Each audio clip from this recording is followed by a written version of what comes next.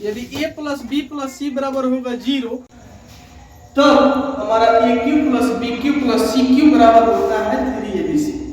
काहे होता है देखिए ध्यान से, a plus b plus c बराबर 0 होगा तब हमारा a cube plus b cube plus c cube का मान होता है 3abc। काहे के साथ a cube plus b cube plus c cube minus 3abc का जो फार्मूला होता है a जोड़ b जोड़ c into a cube plus sorry a square plus b square plus c square minus ab minus bc plus ca का होता है ना। अब बताइए, अब जब कि 0 हो गया a plus b plus c बराबर क्या है 0, यहाँ पर 0 रखेंगे तो पूरा हमारा क्या हो जाएगा 0 हो जाएगा।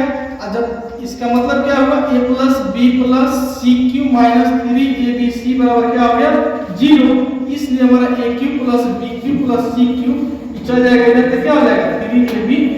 इसीलिए इस फार्मूला को हमने लिखकर बताया। अब एग्जांपल के साथ हम समझते हैं कि सर एग्जांपल क्वेश्चन इसे किस प्रकार का है, क्वेश्चन कैसे बनता है। इसको कैलकुलेट करके बताइए सर, इसका क्यूब और इसका क्यूब करके जोड़ने पर हमारा आंसर क्या आएगा।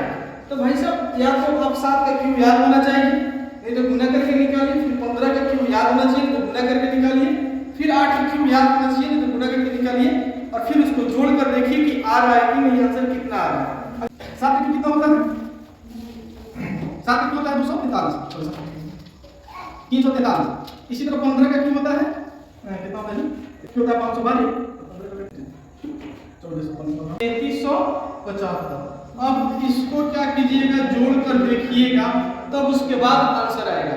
हालांकि हम इस फार्मूला की सहायता से जल्द बना सकते हैं।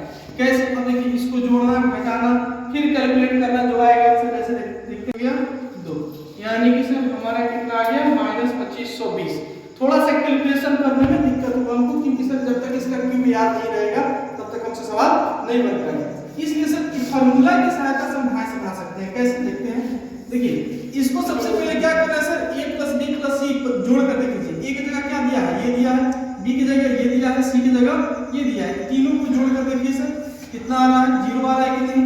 तो सर 7 माइनस 15 और सर प्लस 8 तीनों को जोड़े तो कितना है सर 0 आएगा। तो 0 आया तो सर डायरेक्ट हमको क्या करना है, इसका a cube plus b cube plus c cube का फॉर्मूला क्या होता है 3abc, यानी यही होता है 3abc गुना कर दीजिए, यानी कि 3 गुना 7 गुना माइनस 15 गुना 8, इसको गुना कीजिएगा आप 2520 आया आंसर, है ना। इस तरह आप आसानी से निकाल सकते हैं। चलिए और एग्जांपल हम देखते हैं, एक एग्जांपल और देखते हैं, एकदम दूसरा एग्जांपल देखते हैं। जैसे मान लीजिए इधर दिया है 8 का क्यूब प्लस 9 का क्यूब और माइनस प्लस माइनस का 17 का क्यूब। सर देखिए इसको जोड़ने पर 0 आ रहा है, इसको जोड़ने पर 0 आ रहा है सर। 8 प्लस 9 प्लस माइनस 17 जोड़ने पर क्या आ रहा है 0 आ रहा है सर। जब 0 आ रहा है तो 3abc का फॉर्मूला लगाते हैं, 3 गुने 8 गुने 9 गुने माइनस का 17 गुना करके जो आएगा आंसर वही हो जाएगा, है ना। तो इस प्रकार से हम बड़ी से बड़ी संख्या का भी गुना करके आसानी से हम निकाल सकते हैं।